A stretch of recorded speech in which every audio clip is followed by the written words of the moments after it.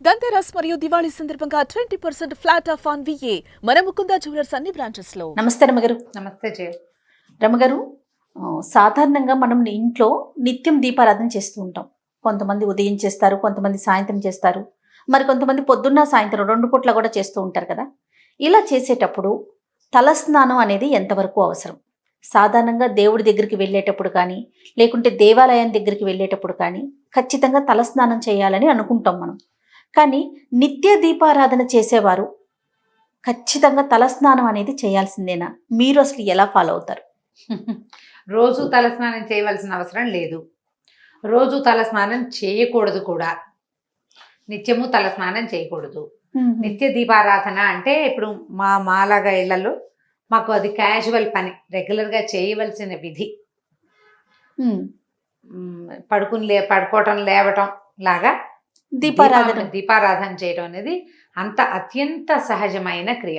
అలా కాకుండా ఇళ్లల్లో లేవు పెద్దగా. మీ పెద్దవాళ్ళు ముందు తరాల్లో ఎవరు చేయలేదు. ఇప్పుడు ఈ తరంలో మనకు అలవాటు, మనకు నచ్చింది, దీపం ఉంటే బాగుంది అనిపిస్తుంది. అది చాలా మంచిదని మనం మిగిలిన పెద్దవారి దగ్గర వింటుంటారు, చేసుకోవాలనుకుంటారు. మనం కూడా చేయాలి అని చాలా కుటుంబాల్లో వారానికి ఒకసారి దీపం పెట్టేవి కూడా నా చిన్నప్పుడు నాకు తెలిసి చేయాలి.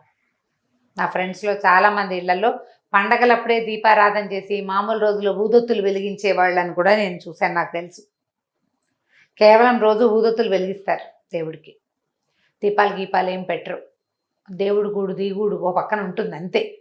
అది పండగలప్పుడు, పబ్బాలప్పుడు, పుణ్యకార్యాలప్పుడు చేసుకునేదే తప్ప మాకు మళ్ళీ రోజు దీపారాధన, నిత్య దీపారాధన ఉండదు. నిత్య పూజ అవి అందరిలోనూ ఉండేవి కాదు ఇది వరకు. ఇప్పుడు క్రమంగా మనకి సోషల్ మీడియా ప్రభావం వల్ల రోజు దీపారాధన, దేవుడు కూడా అందంగా చక్కగా అలంకరించుకోవటము, పువ్వులు పెట్టడము, రోజు మార్చటము, తర్వాత ఈ రోజున ఇది చదువుకోవాలి, ఆ రోజున అది చదువుకోవాలి అని దైవభక్తి పరాయణత్వం పెరగటము, అవన్నీ ఈ కాలంలో డెవలప్ అయినవి. ఇవాళ రేపు డెవలప్ అయినవే తప్ప అందరూ చేసేవాళ్ళు కాదు. కానీ ఇప్పుడు మనం చేయాలనుకునే వాళ్ళ సంగతి. తలస్నానము అసలు సాధారణంగా మామూలుగానే అసలు వారంలో అన్ని రోజులు తలస్నానాలు చేయకూడదు. ఓహో. బుధవారము, శనివారము ఈ 2 రోజులే తలస్నానానికి అంటే తలంటుకి శ్రేష్టం. బుధ మరియు శనివారాలు. మిగిలిన వారాలన్నీ తలస్నానం చేయకూడదు. పైగా ఏమి నెత్తికి నూనె రాసుకోకుండా, ఏం పెట్టి రుద్దుకోకుండా నెత్తి మీద నీళ్లు పోసుకోవటం అశుభం, తప్పు, పనికిరాదు. అవి మరణాలు సంభవించినప్పుడే అట్లా నెత్తి మీద నీళ్లు పోసేసుకుంటారు. నూనె అంటూ ఉండదు, రుద్దుకోవటము ఉండదు, ఆ తల ఆరదు. అలా స్నానం చేసి నెత్తి మీద నీళ్లు పోసుకుని దీపం పెట్టడం చాలా తప్పు, చేయకూడదు. అది అశుభ కార్యాల్లో చేసేది. ఖచ్చితంగా నూనె పెట్టుకోవాలి లేదా ఏదైనా పెట్టి రుద్దుకోవాలి, 2. ఇప్పుడు తల స్నానము అంటే వాటర్ వాష్ కాదు. ఓకే, వాటర్ వాష్ ఒకవేళ విషయం పూర్తవని. వాటర్ వాష్ ఒట్టిగా నీళ్లు పోసుకోవటం అని అనేది అశుభాల్లో చేస్తారు, జ్ఞాపకం పెట్టుకోండి. నెత్తి మీద నీళ్లు పోసుకుని రావటం మనకి పనికిరాదు. మనం మన వైపు తెలుగు రాష్ట్రాల్లో పనికిరాదు. ఏదైనా పెట్టి రుద్దుకోవాలి, కుంకుడుకాయ పెట్టైనా సరే రుద్దుకోవాలి, లేదా షాంపూ చుక్క అయినా వేసుకోవాలి. అది ఎప్పుడు చేస్తారంటే అశుభాల్లో చేస్తారు. 2వది అనారోగ్య సూచకం. అది తలలో జిడ్డు ఉండిపోతుంది, మురికి ఉండిపోతుంది, ఆరదు తల. సాయంత్రం అయ్యేసరికి తల నాదొస్తుంది, అస్సలు పనికిరాదు. తల స్నానం అంటే అంటుకుని స్నానం చేయటం. నూనె రాసుకో, నూనె కాకపోతే ఇంకో హెన్నా పెట్టుకో, ఇంకోటి పెట్టుకో, ఏదో ఒకటి నెత్తికి పెట్టుకుని దాన్ని వదిలించుకునేందుకు ఇంకొకటి పెట్టాలి కదా మనం. అది చేస్తే మీకు జుట్టు ఆరిపోతుంది. ఆరిన జుట్టు ఆరోగ్యానికి మంచిది, తడారిన జుట్టు జబ్బు చేస్తుంది, పనికిరాదు. ఇప్పుడు ఈ తలంటి పోసుకోవడానికి మరి మనకి ఇదివరకు స్కూళ్ళకి వెళ్ళే పిల్లలంతా ఇప్పుడు కూడా ఆదివారాలే సెలవులు ఉంటే ఆదివారం పొద్దున బాగా చక్కగా నూనె రాసి తలంటి పోసుకుంటాం, వీలు కదా.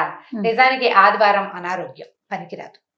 మనకి ఇదే వీలు. ఇప్పుడు ఏం చేస్తాం అంటే మిగిలిన వారాల్లో స్నానాలు చేయడానికి ఒక అమెండ్మెంట్స్ ఉంటాయి ప్రతిదానికి. సోమవారం నాడు చేస్తే నూనెలో ఇది వేసుకోండి, మంగళవారం రాయాల్సి వస్తే ఇది వేసుకోండి. మంగళవారం మంచిది కాదు, సోమవారం మంచిది కాదు, గురువారం మంచిది కాదు, శుక్ర ఆదివారాలు కూడా మంచివి కాదు. వారంలో 2 ముఖ్యమైన వారాలు, బుధవారము మరియు శనివారము.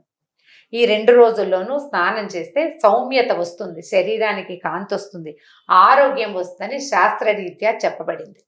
శనివారం నాడు నువ్వుల నూనె నెత్తికి ఒంటికి అద్దుకుని పిల్లలు కూడా చక్కగా రాసి ఆ నూనెని వదిలిస్తే గ్రహపీడలు కూడా తొలుగుతాయి. శనివార స్నానం ద బెస్ట్ శ్రేష్ఠ స్నానంగా చెప్పబడుతుంది. స్త్రీలకైనా పురుషులకైనా ఎవరికైనా పిల్లలకు కూడాను. అయితే ఇప్పుడు మనం పూజా స్నానం గురించి మెయిన్ మన మోటో మన క్వశ్చన్ అది. ఇప్పుడు నిత్యము పూజ చేసుకునే వాళ్ళకి అసలు తల స్నానం అక్కర్లా. మీరు ఈ వారాల్లో ఏ 2 రోజు చేయదలుచుకున్నారో ఆ రోజు స్నానం చేయటం, రోజు స్నానం చేసి దీపారాధన చేసుకోవచ్చు. ఈ పుణ్య స్త్రీల కంటే ఎవరైతే వివాహితలు ఉంటారో వీళ్ళు ఒక చిటికెడు పసుపు రాసుకుని స్నానం చేస్తే, నేను ముందు రోజు రాత్రి భర్తలతోటి ఉన్నామని, బయటికి వెళ్ళామని, ఎక్కడికో వెళ్ళొచ్చామని, మర్నాడు స్నానం చేయాల్సి వస్తుందని ఆ శంక పడని అవసరం లేదమ్మా. పుణ్యస్త్రీకి పసుపు రాసుకుని స్నానం చాలా మంచిది, తల స్నానంతో సమానం. ఈ నెత్తి మీద నీళ్లు పోసుకునే విధానం ఉంది చూసావా? పూర్వకాలంలో భర్తలు మరణిస్తే జుట్టు తీయించేవాడు. వాళ్ళు రోజు నెత్తి మీద నీళ్లు పోసుకోవాలి అని. అది కూడా ఏమిటంటే మడిగట్టుకోవటం కోసం, దేవతార్చనకి తలస్నానం చేయకపోతే పనికి రాదని వాళ్ళని చేయమని వాళ్ళు. ఇప్పుడు మనకు అసలు ఆ విధానమే లేదమ్మా. అలాంటి బ్యాడ్ ఐడియాస్ అన్ని తీసి పక్కన పెట్టండి, వాటిలోకి వెళ్ళొద్దు అసలు. మన జీవితాలే అట్లా లేవు, మన పద్ధతే అది కాదు. భర్తలు లేకపోయినా, మరణించినా, లేకపోతే మీరు ఏదైనా డివోర్స్ లాంటివి తీసుకున్నా, ద్వితీయ వివాహానికి అవకాశం ఉన్న రోజు ఇది. ఎందుకు పూర్వకాలపు ఆలోచనల్లోకి వెళ్ళాలి మనం? మరి వారాల్లో స్నానం చేయకూడదని పూర్వకాలం ఆలోచన కాదా మీది? నీ నెక్స్ట్ క్వశ్చన్ అదే, నీ మొహంలో అదే ప్రశ్న కనిపిస్తుంది. నేను చెప్తాను చూడండి. ఇప్పుడు నెల మొదట్లో ఆదివారం మొదలైంది, వారాలు రోజు మారేసరికి సూర్యగమనం మారుతుంది. మనకి సండే, మండే, ట్యూస్డే ఇంగ్లీష్లో చదువుకుంటాం. తెలుగులో ఆదివారము అంటే రవివారము సూర్యుడి, సోమవారం అంటే చంద్రుడిది, మంగళవారం అంటే కుజుడిది, బుధవారం అంటే బుధుడిది. ఇవన్నీ గ్రహాలకు సంబంధించిన రోజులమా. ఈ రోజుల్లో సూర్య గమనం మారుతుంది కాబట్టి చంద్ర గమనం మారుతుంది. చుక్కలు పెరుగుతాయి, తగ్గుతాయి, చంద్రుడి కళలు పెరుగుతాయి, తగ్గుతాయి. మనం చూడండి, ఆది సోమవారాలకు 2 వారాలు గడవంగానే అమావాస్య వస్తుంది. అమావాస్య రాగానే చంద్రుడు ఉండడు, సముద్రంలో అల్లలు పోటెత్తుతాయి. పౌర్ణమి రాగానే చంద్రుడు ఇంత వాడైపోతాడు, మళ్ళీ అల్లలు పెరుగుతాయి. ఇప్పుడు సూర్యచంద్రుల గమనంతో మనకి ప్రకృతి స్పందిస్తోంది, మనకు తెలుసు కదా. అవును, మనం కూడా ప్రకృతిలో భాగాలం కదా, అవునా? అవును. మన శరీరం పాంచభౌతికమైనది, 5 ఎలిమెంట్స్ తోటి నిర్మింపబడింది కదా మానవ శరీరం. నువ్వు ఒప్పుకున్నా ఒప్పుకోపోయినా ఖచ్చితంగా ఒప్పుకోవాల్సిందే కదా. అవన్నీ స్పందిస్తాయి. అందుకని ఈ వారాలకి అనుగుణంగా స్నానాలు చేయండి అని చెప్తారు. అవసరం లేకపోతే హెడ్ బాతులు చేయబోకండి, చేయొద్దు అసలు. ఈ నిత్య పూజకి చేయక్కర్లేదు. అయితే మళ్ళీ ఈ నియమాలు ఉన్నాయి కదా, ఈ వారాల్లో స్నానం చేయకూడదు అని. మరి సోమవారం స్నానం చేయాల్సి వచ్చిందండి, ఆఫీస్లో ఏదో పార్టీ ఉంది, ఏదో ఫంక్షన్ ఉంది, లేకపోతే ఎక్కడికో వెళ్ళాం, స్నానం చేయాలి. దానికి ఏం చేయొచ్చు అంటే, ఆడవాళ్ళు అయితే ఒక చిటికెడు పసుపు రాసుకోవచ్చు. దాంట్లో బుధవారం అయితే విభూతి వేసుకోండి, గురువారం అయితే ఇది పాత పద్ధతుల్లో చెప్తారు. అంత దాకా వెళ్ళొద్దు, అవన్నీ పెట్టుకోకండి. పసుపు రాసుకుని తలస్నానం చేయండి. మందార నూనెలు అవి నూనెలు చేసుకుంటాం కదా, నూనె తయారు చేసుకుంటాం. నూనెల్లో కనుక పువ్వులు వేసిన నూనె అయితే కనుక తప్పు లేదంటారు. ఆ నూనె తలకు పెట్టుకొని తలస్నానం చేయొచ్చు. అమెండ్మెంట్స్ ఇవన్నీ చేయకుండా ఉంటే మంచిది. తప్పక చేయాల్సి వస్తే ఈ పని చేయండి, చేయవలసి వస్తే ఈ పని చేయాలి. ప్రధానంగా భోజనం చేసి తల స్నానాలు చేయకూడదు.